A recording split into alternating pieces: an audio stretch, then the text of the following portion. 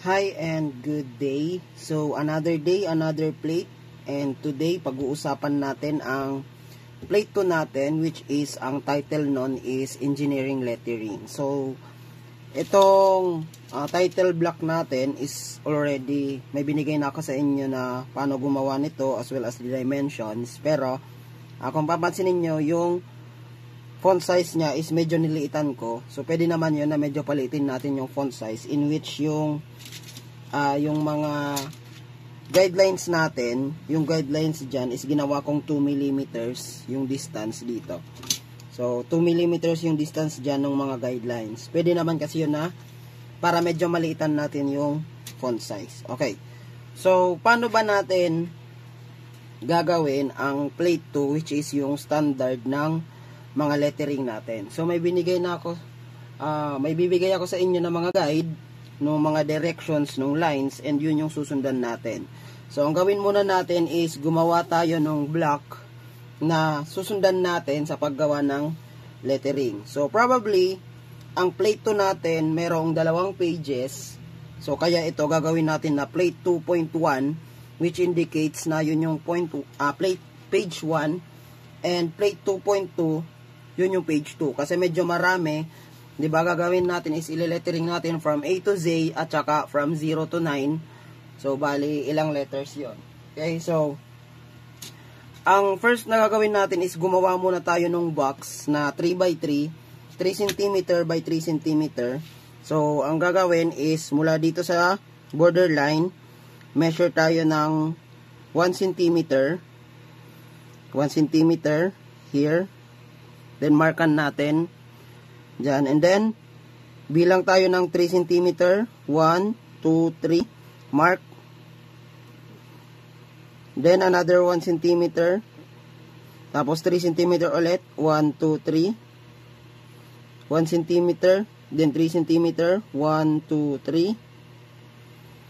1 cm. Then, 3. 1, 2, 3. Okay, 1 cm. Then, 3. 1, 2, 3. Then, 1 cm dito. Then, 3 ulit. 1, 2, 3. 1 cm. Then, 3. 1, 2, 3. Ganyan. Yan. So, yan yung mga marks natin. Yan nasa taas. Dito sa baba, mag-mark din tayo ng ating measurements. Gaya nung ginawa natin kanina. 1 cm muna, then 1, 2, 3. 1 cm, then 1, 2, 3. 1 cm, then 1, 2, 3. 1 cm, then 1, 2, 3. 1 cm, then 1, 2, 3. 1 cm, then 1, 2, 3. And 1 cm, then 1, 2, and 3. So, yan. Connect na natin. Light lang Light lines lang ang pag-connect natin ng mga lines na yan. So, wag nyo didiinan. Yan. Yung makita lang natin na may line na siya, okay na yan. Wag diinan yung since guidelines lang naman to.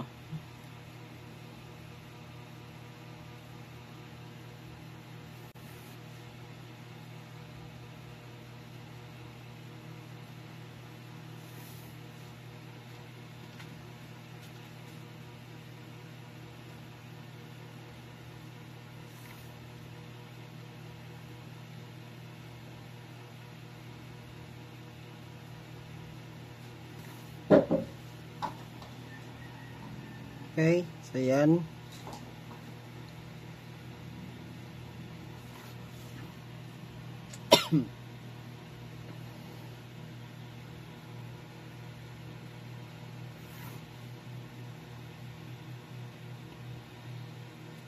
So,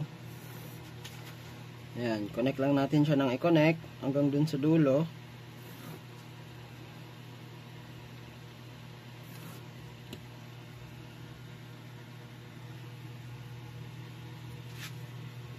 connect.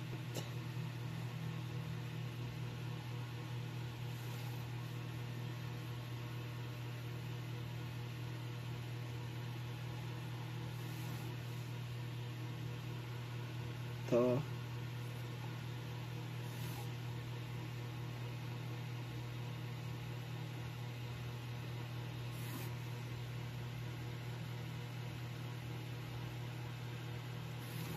Same process, yun din ang gagawin natin dito.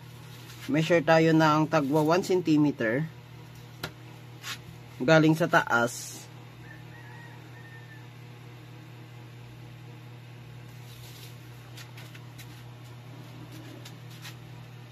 So ayan, 'di ba? Galing diyan sa pinakataas. Measure tayo ng 1 cm, then 1 2 3 1 cm, 1 2 3 1 cm, 1 2 3 1 cm, then 1 2 3.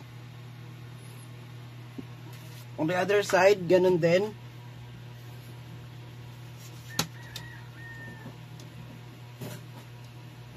So, pwedeng dito na kayo magsimula.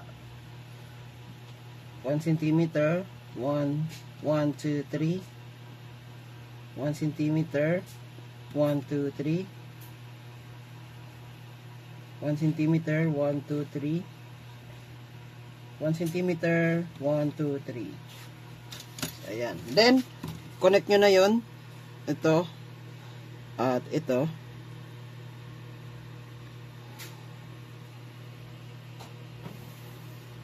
Yung dito na lang sa guidelines natin. Then yan.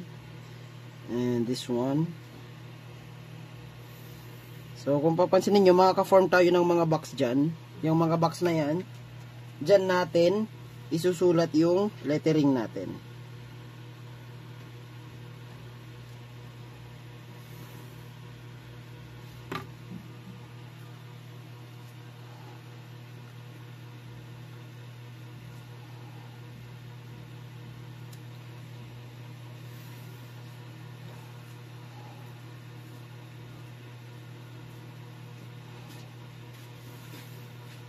Good. Connect ito dito, and ito dito.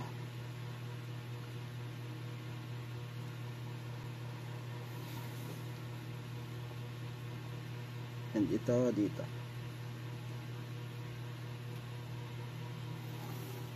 So yan. Meron tayong 1, 2, 3, 4, 5, 6, 7. 1, 2, 3, 4. So 28. So magkakasya dito yung mga letters natin from A to Z. Since, 'di ba, meron lang naman tayong 26 letters. Sa next plate is yung mga numbers. Okay, yung mga numbers na 1, 1, 2, 3, 4, 5, 6, 7, 8, 9, 0. So yun yung ilalagay nyo dun sa plate 2.1. Okay. So, paano ba ginagawa yung letters natin? So, 'di ba may bibigay ako sa inyong plate. And yun yung titingnan natin. So, example, yung letter A. Okay, so tingnan muna natin ang figure na ilalagay ko dito sa screen, and screenshot nyo to. Since yung letters na yon, yun yung meron silang mga directions ng stroke na susundan natin. So, tingnan yung nasa screen.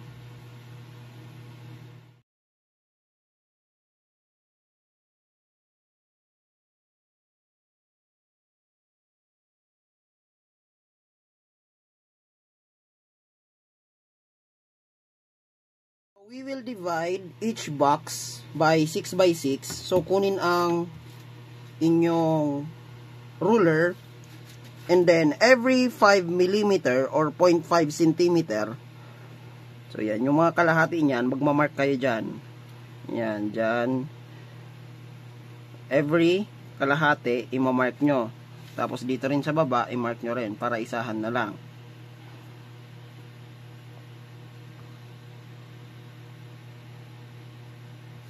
Then, i-connect nyo yun, yung mga pinag-mark nyo.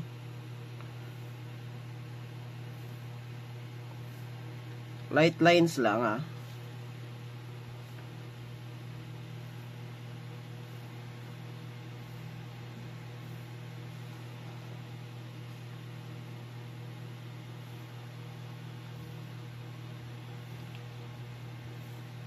Ito ay magsimo na naman.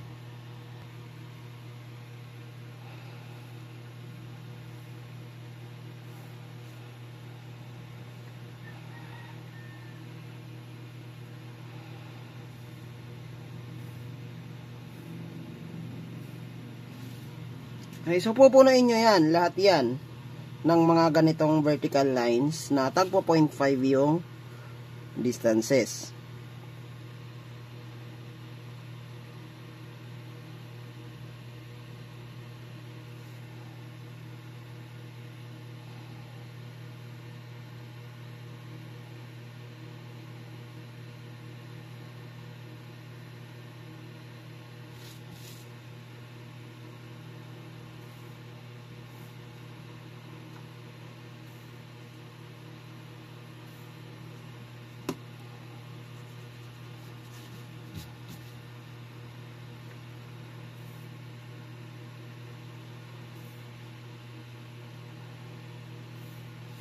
So, ayan.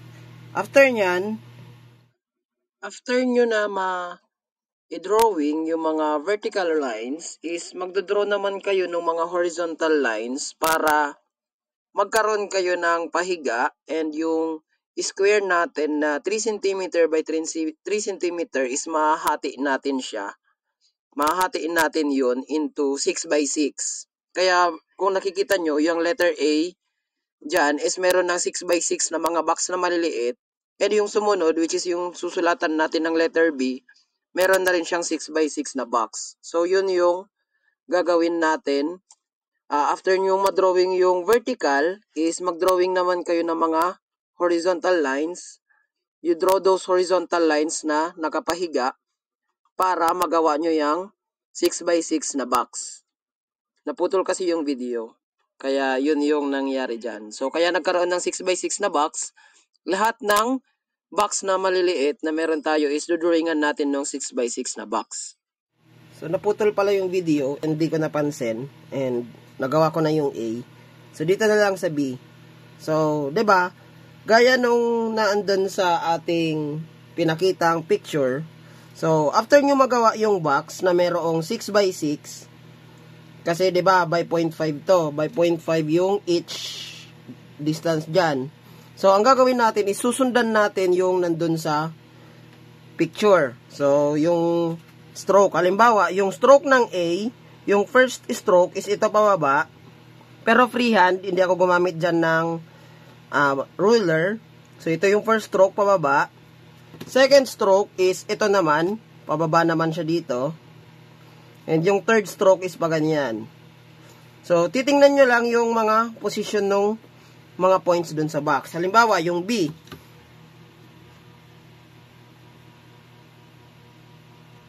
Sa letter B, ang stroke 1 is nandito. Papunta dyan. Diba? Ito yung stroke 1 ng B. Kasi may nakalagay doon. Dito yung stroke 1. So, pababa yan. Diyan yung 1. Pero wag nyo nang lagyan nitong numbers, nitong mga arrows. Ang stroke 2 is nandito.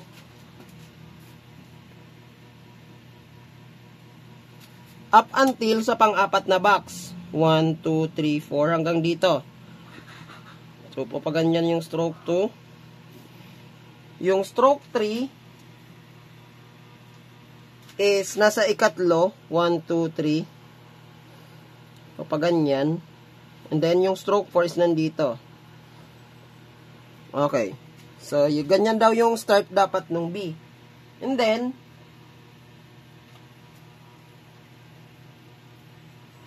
okay. So, nandito lang sa kalahati. Yung dito. And then, yung stroke 4 is ito daw, i-connect natin siya. Pero hindi siya sobra. So, ito yung nangyari dun sa B. So, yung nangyari dun sa B is, as you can see, ito yung 1, stroke 1, ito yung stroke 2, stroke 3 is ito, hanggang dito lang yung stroke 3 sa kalahati ng 4. From 1, 2, 3, yung pang 4, hanggang kalahati lang ng 3. Then yung stroke 4 is 1, 2, 3, hanggang dito lang. Then, i-connect to for 5, and then connect to for 6, and then, yan na yung B natin. So, ganun lang, pasunod-sunod lang. So, next box is C, D, E, F, G. Ito yung H natin. So, yung H is, madali lang naman yon. So, isang pababa dito, diba? Stroke 1, as stated sa video. Then, yung stroke 2 is hanggang dito lang. Hindi siya dito sa dulo, hanggang dito lang siya. Then, yung nasa kalagitnaan, yun yung sa H natin papunta doon. So, yun yung nasa H. Yan yung mga example. Kunin natin yung kalagitnaan nito.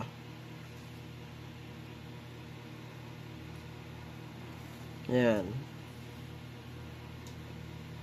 Pero, para mas madali, gawin nyo na to, itong box na 6x6. So, dyan. Ito yung H natin. So, diba, yung stroke 1 is bababa dito. Stroke 2 is nandito. And yung stroke 3 is naandyan. So, yan daw yung H. Stroke 1. Number 2. Ito. And nandito yung number 3. So, ganyan lang yung plate 2 natin na gagawin. So, plate 2.1, lettering, plate 2.2, yung mga numbers. Same title block na gagamitin. That's all, and thank you. Gawin na yung plates natin.